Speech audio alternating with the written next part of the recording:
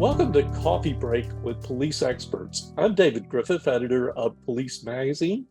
My guest for this video is Jordan Witt, product manager for public safety at CentralSquare Technologies. We will be discussing some of the tech challenges facing 911 call centers, how they impact law enforcement, and how technology can address these concerns. Jordan, thank you for being here today. Hey, thank you, David. Just super happy to be here and to talk about this issue. Well, just like law enforcement, 911 call centers are experiencing a shortage of qualified personnel. How widespread is that problem? I think it's probably a problem at every call center. It struggles to, find staff, retain staff, and work through, the challenges that they have. It's one of those where I think from my perspective, working with CentralSquare, I often think of centers as seats, but every seat has to be staffed, 3 shifts a day. So even a 3-seat center might have to have 9 to 10 to 12, people at a call center. So it's definitely a big issue to make sure they keep enough people at them at any time. What are some of the reasons why they're having this shortage? I mean, a lot of it is quite simply, you deal with this in contact centers all over. It's just funding and how much they can afford to pay. There's also just how much they can the training, the lead up time, it could be 6 months before a call taker is fully qualified to come out and really just do calls on the road without any help. It could be longer, so that, and you might have somebody that walks in and in 90 days says, wow, this really isn't for me, and then you have to start all over. So it's definitely a challenge, I think, in how much they have to learn, what they have to do, and that lead up, as well as just being able to attract people, candidates, and you're dealing with competitive wages elsewhere. That's a high stress position. There's a lot of turnover. It really is. It really is. So how can technology companies like CentralSquare help call centers maximize productivity to reduce the impact of the shortage on public safety? It's a good question. And it's, being part of the product management organization in CentralSquare and working with 911 over the last 10 years, it's near and dear to what I do. And because it's so important. We've got a number of different ways. From one of the features we put in, it's called automatic abandoned call processing, which allows us to, instead of having to take call takers aside and answer abandoned calls or call back abandoned calls, we can send out text messages and get responses from callers that know they didn't mean to call 911. It was a pocket dial or something. So, and beyond that, I'm working with, we've got a feature called Cry Wolf, a product, a CentralSquare product, and that will handle alarm billing and alarm processing for false alarms. So when you have repeat alarm companies that send alarm after alarm after alarm, we'll go after them and go in, at the billing processes to make sure that they're fixing their processes and fixing their alarm systems, so they're not generating these repeat, false incidents. And these are both huge factors, like up to 15% of abandoned calls. I'm sorry, up to 15% of calls are abandoned into 911 centers, and those all have to be called back or dealt with in some way. Same thing with alarms. It's a staggering number of false alarms that come through the system compared to what's real. So anything we can do to mitigate those is a big thing. So that's just a couple of ways we can kind of curb the behavior. Maybe like the false alarms, we're less calls are coming into a center, so therefore the staff isn't burdened as much. Abandoned call processing means I'm pulling people off way less often. So that helps, allows you the technology to do more where you don't have to put that on the staff. One of the things you told me about in the past is prioritizing calls. Can that help with like nuisance calls, like people calling from a certain location who just have an unruly kid that they don't want to deal with, and the police are getting called all the time to come to that location? There are ways, we have, and that's a great feature between like the call answer prioritization and then the note sharing that we do between CentralSquare CAT and 911, where you can have caution notes based on location or by phone. And those notes may have, this is a repeat caller with, domestic issues or what have you. And that'll help like even just to prep, even if you can get through the caller faster, knowing that this is somebody, this is likely what they're calling about, and they call about this all the time. But the call answer prioritization takes a step further than that. and allows you that when a center is inundated with calls, right? You've got more calls than you have people that you can answer, which is unfortunate, but it can happen. We give call takers and centers more opportunities, more options to figure out, okay, what's the next call to take?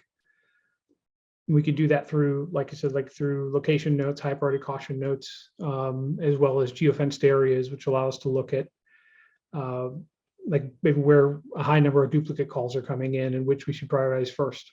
That could be something like an accident scene that everybody on the freeway is seeing and calling in, and you just don't want to have every call taker have to take those calls, right? Absolutely. I think there's going to be a whole bunch of people that know absolutely what that scene is like, and they could get, it could be like I said, a accident on the freeway, it could be a fire, and there's smoke, and it's generating a big scene, right? Everybody from a mile can see it.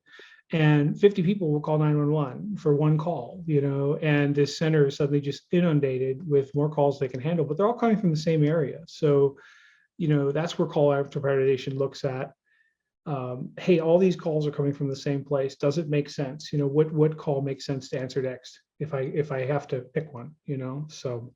What is the caller experience on that? Do they get a message saying we've already received the call that you're calling about, or?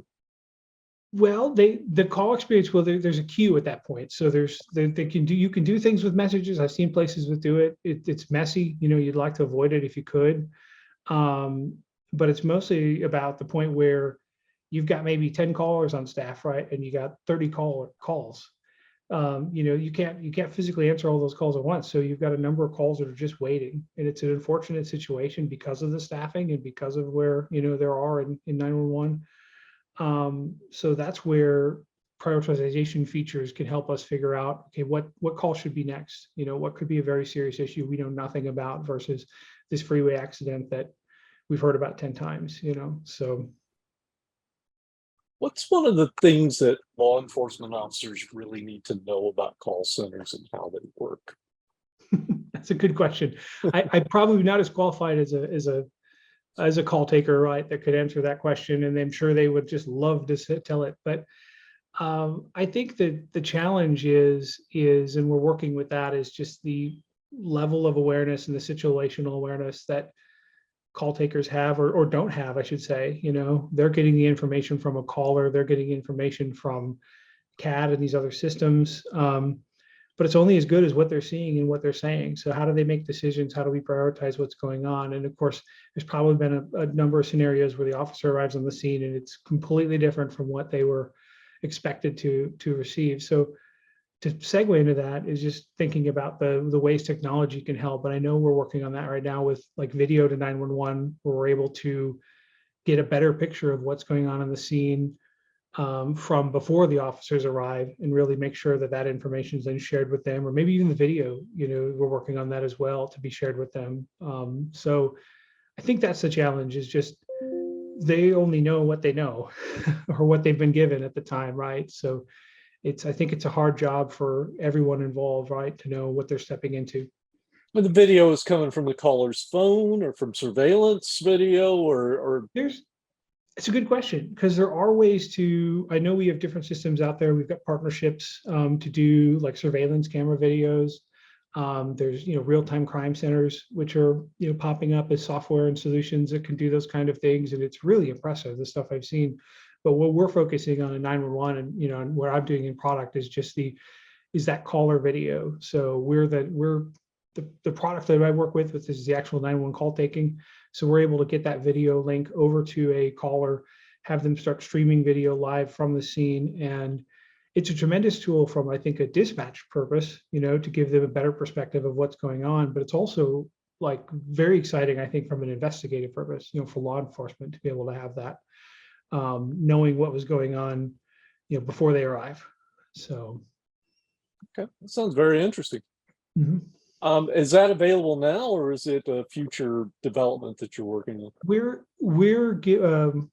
not just yet, I should say. We're planning on going general availability in our next release with the video feature, which should be releasing imminently here, within the month. So we're very excited about it. We've got some test candidates that we're working with today, but it's going to be live and available for our customers very, very soon. So super, super stoked about that. One of the biggest problems in law enforcement these days, and also in call centers, is more than just the nuisance calls, the malicious Mhm, call, the swatting call, the hoax call. mhm. Is there anything that can be done about that, either technologically or capturing some kind of evidence at the call center? Or Yeah, it's a challenge, right? It's a challenge and it's a scary one, right? They'll call and they'll, right, the bad actor in this case, right, will call and make the most heinous crime up and say, so to justify a response.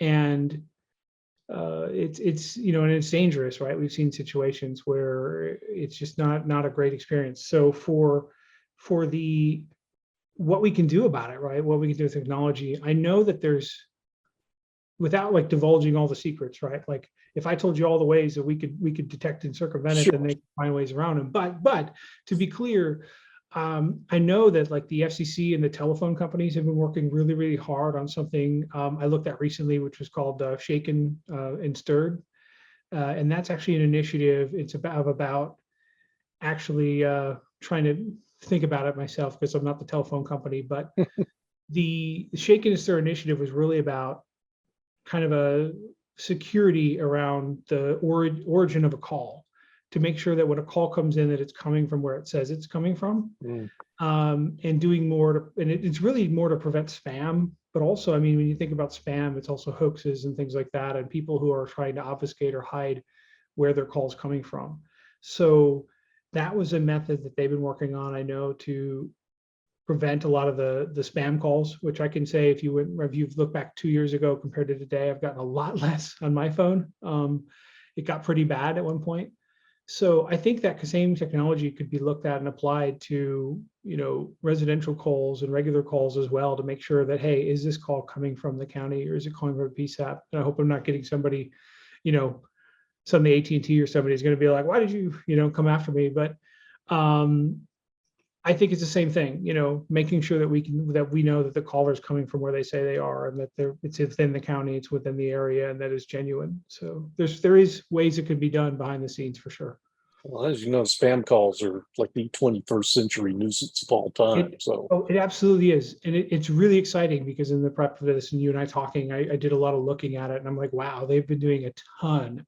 May not seem like it, right, if you've got one recently, but they are doing a ton of work. And same thing with us, to do our video features and to do our text messaging features in our 911 centers. There's a tremendous amount of like authorization and vetting that we have to do to make sure that we're approved, to send messages across the network like we do. So it's really cool to see that. But I think, from your perspective, everybody else, the public may not be aware of how much behind the scenes is happening. So well, Jordan, thank you very much for your time today. We really appreciate you coming on here, and we appreciate Central Square for making you available.